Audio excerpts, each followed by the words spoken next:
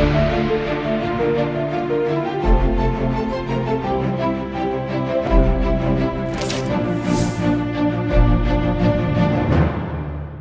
स्वागत है आपका। आप देख रहे हैं सी न्यूज़ भारत। मैं हूं आपके साथ इशिता। वक्त हो गया उत्तर प्रदेश बुलेटिन का। इस बुलेटिन में बात होगी ललितपुर की, जहां जालंधर गांव की, जहां डीएम, एसपी व सीडीओ ने निर्माणाधीन क्राइम सेल भवन का निरीक्षण कर गुणवत्तापूर्वक निर्माण करने के निर्देश दिए। साथ ही बात होगी मुरादाबाद की, जहां ठाकुर द्वारा में युवक की मौत के मामले में पत्नी के आरोपों में नया मोड़ सामने आया है, जिसमें पत्नी ने ससुर पर शोषण और प्रताड़ना के आरोप लगाए हैं और पति की मौत की निष्पक्ष जांच करने की मांग की है। ऐसी तमाम खबरों पे करेंगे विस्तार से बात। ब्राह्मण समाज ने शनिवार को रोहित पाठक की मौत के मामले में निष्पक्ष जांच की मांग की है। साथ ही अखिल भारतीय ब्राह्मण महासभा के जिलाध्यक्ष दीपक मिश्रा की अध्यक्षता में जिलाधिकारी को ज्ञापन दिया है।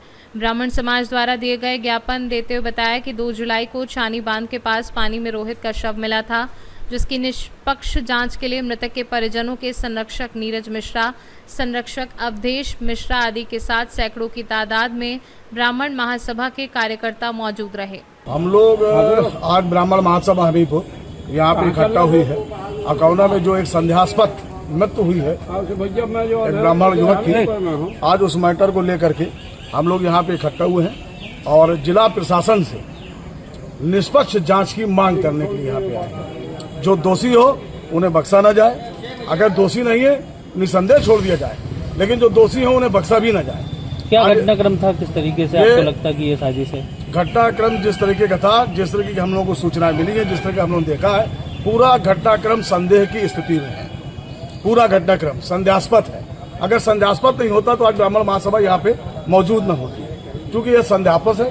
इसलिए हम जिला प्रशासन से आदरणीय जिलाधिकारी महोदय, आदरणीय पुलिस अधीक्षक महोदय से ये मांग है हमारी कि इस पर एक अविलंब कार्रवाई करते हुए निष्पक्ष जांच की जाए और जो दोषी हैं उन्हें तत्काल गिरफ्तार करके जेल भेजा जाए। हमीरपुर से सी न्यूज़ संवाददाता जितेंद्र पंडित की रिपोर्ट। कानपुर देहात के भोगनीपुर क्षेत्र के मोहम्मदपुर गांव में चोरों ने 2 घरों से करीब 50 लाख रुपए के गहने चोरी कर लिए। इस घटना में राजेंद्र यादव के घर से लगभग 40 लाख रुपए के गहने चोरी हुए, जबकि नीतू यादव के घर से करीब 10 लाख रुपए के गहने पार हो गए। राजेंद्र यादव ने बताया कि घर के सभी सदस्य रात को ऊपर छत पर सो रहे थे, लेकिन सुबह उठने पर चोरी की जानकारी मिलने से पूरा परिवार हैरान रह गया। ये मोहम्मदपुर गांव की पहली इतनी बड़ी चोरी की घटना है जो कई सवाल खड़े करती है। इस घटना ने मोहम्मदपुर गांव में सुरक्षा व्यवस्था पर सवाल खड़े किए हैं। पुलिस मामले की जांच कर रही है और जल्द ही कार्यवाही की उम्मीद जताई जा रही है। अच्छा, क्या नाम है आपका? राजेंद्र प्रसाद। कहाँ रहते हैं? मोहम्मदपुर सर। आज मंत्री जी के जनता दरबार में आए हैं, क्या समस्या है? समस्या, हम दोपहर से बैठे हैं थाने में, कोई रिपोर्ट नहीं लिखने वाला।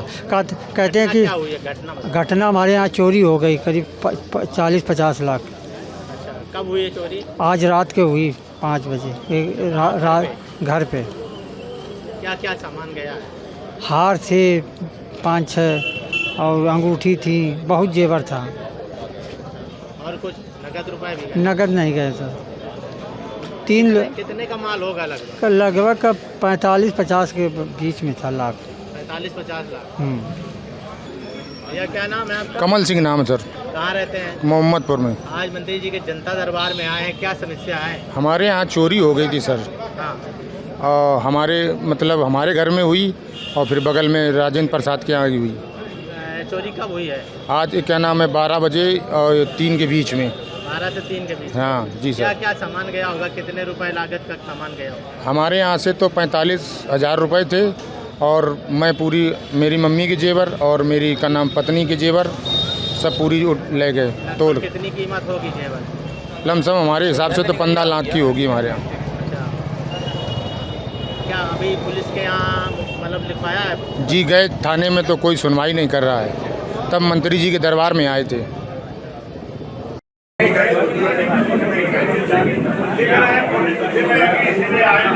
बड़ी घटना है ये।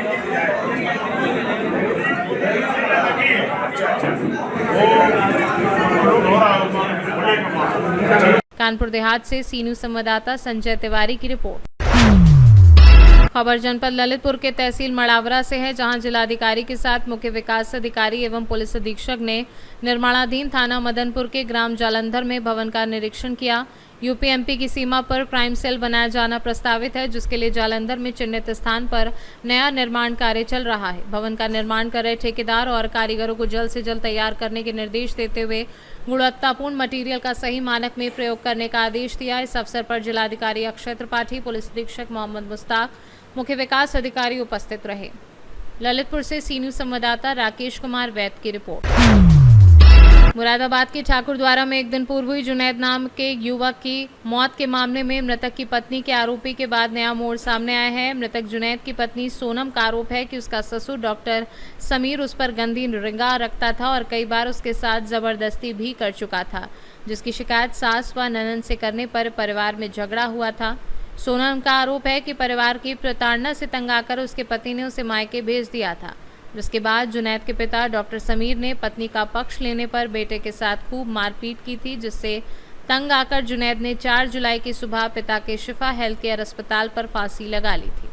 पति की मौत के बाद दुखी सोनम ने एसएसपी से मुलाकात कर सारे मामले से अवगत कराते हुए पति की मौत की निष्पक्ष जांच करने की मांग की है। क्या नाम है आपका? सोनम परवीन। आपके शोहर का क्या नाम? मोहम्मद जुनैद। कब हुई थी शादी? 21 अप्रैल को हुई थी। जुनैद के साथ क्या हुआ? उनके साथ जब मैं तो गई घर पे, मैं घर पर थी तो मैंने अपने सास से नन से कहा कि मेरे ससुर जो है मेरे पर गंदी निगाह रख रहा है। मुस्कान जैसे तू बेटी है ना, ऐसी में बेटी है, अपने ससुर की उन्हें समझा दे तू। तो मेरे सास और नंदे मुझे मानने को चढ़ गई कि मेरे आदमी पे गलत इल्जाम लगा रही, मेरे बाप पे गलत इल्जाम लगा रही। तो छोड़ेंगे ना आज हम, मार देंगे। मेरा हाथ पकड़ा उन्होंने, कई बार मुझसे कह रहे सोना चल मेरे साथ ले लिए तू, ये बहुत खुश रहूंगा, मैं बहुत खुश रहूंगा, तू मेरे साथ चल। तो मैं अपने आदमी से बहुत मोहब्बत करती है, मेरा छोड़ सकती है, 5 साल की मोहब्बत है मेरी। मेरा आदमी बहुत मोहब्बत करता, मुझे छोड़ के ना जा सकता। मेरा आदमी ना मारा गया, मेरा आदमी को मारा गया, मेरा आदमी ना मर सकता था। कौन जिम्मेदार है उसकी मौत? मेरा ससुर, मेरी नंद और मेरी सास है। मेरा ससुर से बहुत डरता था मेरा आदमी। अब खाना खाते में होते थे ना, बाहर को चले जाते थे, ससुर को देख के बाहर को चले गए थे। उनसे मेरी बात हुई, वो कहने लगे बेटा आपके भी मुकदमा दर्ज करेंगे, उनका लड़का गया है, दोनों की बात चलेगी, देखेंगे कौन सही है। अभी कार्रवाई जारी है, अभी पता नहीं चला उनका मर्डर हुआ है, सुसाइड करी उन्होंने, कुछ पता ही नहीं चल रहा मेरा आदमी का, अभी कुछ पता ना चला। मेरा आदमी बहुत मोहब्बत करे।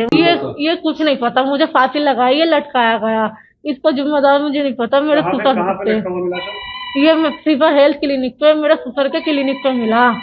मेरा आदमी को मार के बहुत मारा था मेरा आदमी को रात, और घर से निकाल दिया था। मेरा देवर बता दिया था, फिर आके मुझसे भाभी बहुत मारा, भाई को बहुत मारा, भाई साहब को मेरे ससुर ने मारा था। मेरा ससुर कभी भी मार लेता था उन्हें, मरने से एक दिन पहले। हाँ बहुत मारे, मेरा ससुर बहुत पहले से ही मारता था। मेरा ससुर कुछ ज्यादा ही मारा था उस दिन रात, और मार के भगा देता, घर से निकाल दिया था।